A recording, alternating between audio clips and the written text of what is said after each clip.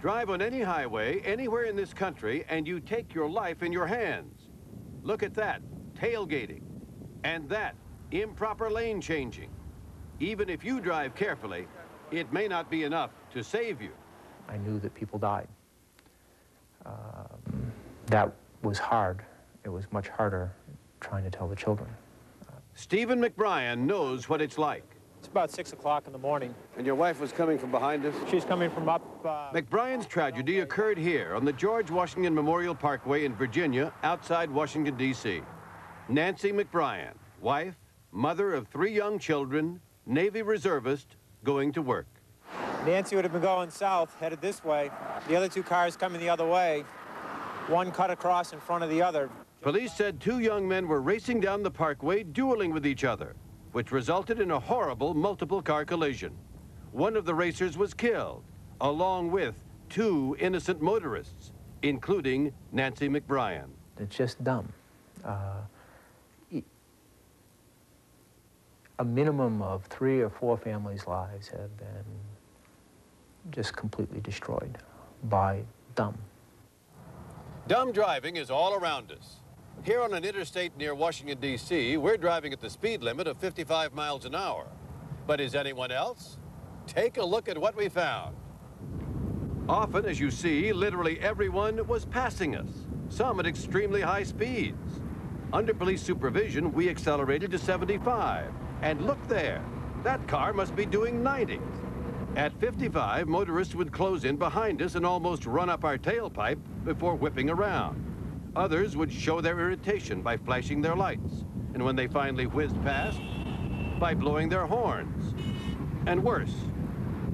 We always think it's the other guy that's the problem. Brian O'Neill, president of the Insurance Institute for Highway Safety, says many drivers never think that breaking the law can get them killed. Even the people that are driving recklessly don't think it's going to happen to them. It's always going to be somebody else that's in the accident. And basically, that's the attitude we found when we went out with the Fairfax County, Virginia Police. This is an older model. And rode with Officer Tom Beckman in what looked like an old jalopy, but was really an unmarked police cruiser. We spotted this white Honda zooming past us. Officer Beckman clocked the car at 80 miles an hour, pulled him over, and gave him a ticket. Good morning. I'm Sam Donaldson, Primetime Live. Howdy. Can you tell me why you were speeding? Just come back off of work. Just come back home from work. You don't think 80 is dangerous? No, not really. Not if everybody else is going 80 miles an hour. Officer Beckman clocked this 4x4 at 79 to 80. A mother with 2 small children in the back seat. Yeah. Can you tell me why you were going so fast? Yes, my son has a doctor's appointment in Ellicott City at 11, and I'm lost and I'm late. Aren't you worried that this is very dangerous? Well, I left my running lights on. I thought I drive safe, but I was driving too fast. Then there were the tailgaters.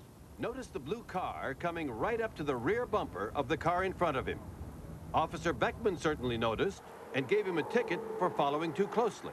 Can you tell me why you were following those cars so closely? Well, because I'm about 15 minutes late for an event at my daughter's school, and I was trying to get there. Right, I understand, but isn't that dangerous? Couldn't you kill yourself? No. You don't think so? I don't think so.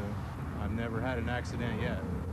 Speeding, tailgating, and one more common practice that kills people, lane changing. See there, the driver of that red Jeep, clocked at 70 and letting no one get in his way. He pulled right over when the flashing lights went on and readily agreed he deserved his ticket for improper lane changing. That's very dangerous, isn't it? It sure is. So you're not telling me that what you did you thought was a neat thing? No, not at all. That was wrong from the beginning. Not everyone we approached was so friendly or contrite, although Officer Beckman was unfailingly polite, as when he told this couple they'd been doing 80. I need to see your driver's license and registration, please. That's not true. That's Pardon me, not ma'am? true. We haven't been racing the car. Okay, ma'am, I'm not going to argue with you, okay? If you feel you're not guilty, you have the right to come to court. And certainly not all drivers wanted to talk to us, like this one charged with lane changing. Or this one clocked at 80 miles an hour and observed tailgating. I have a meeting to go to. I understand. Excuse me. They say that's dangerous procedure. Do you think it is? I have no comment. So what do we do to cut down on all this dangerous driving? Brian O'Neill of the Insurance Institute. We've got to start moving towards automated enforcement with cameras, video cameras. Video cameras may be the answer that record the infraction, the speed, whatever, along with still pictures of the offender's license plate.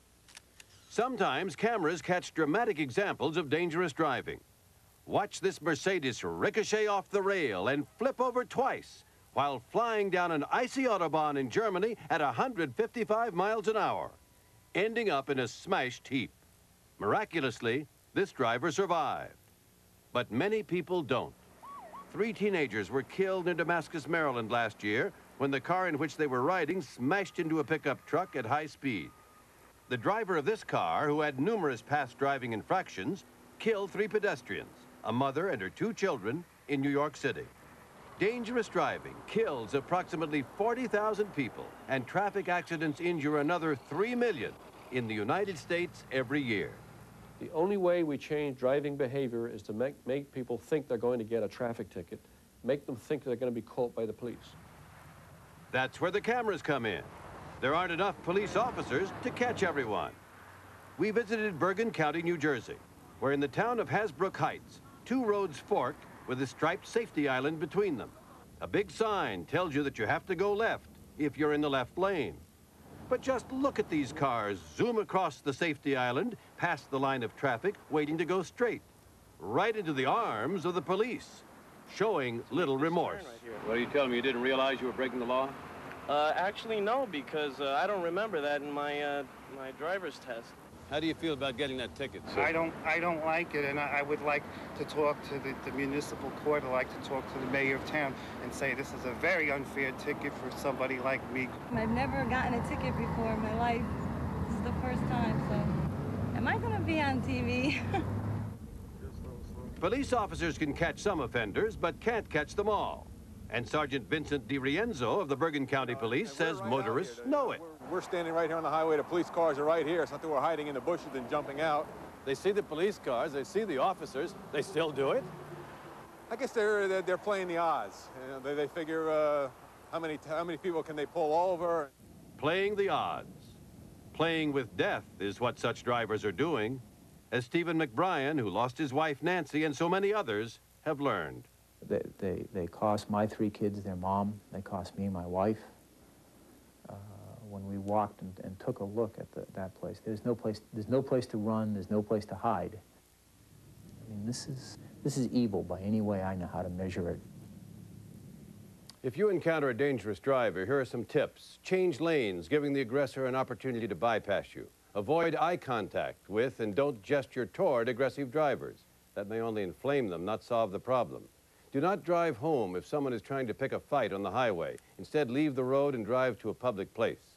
And finally, if you have a cellular phone, use it to call the police.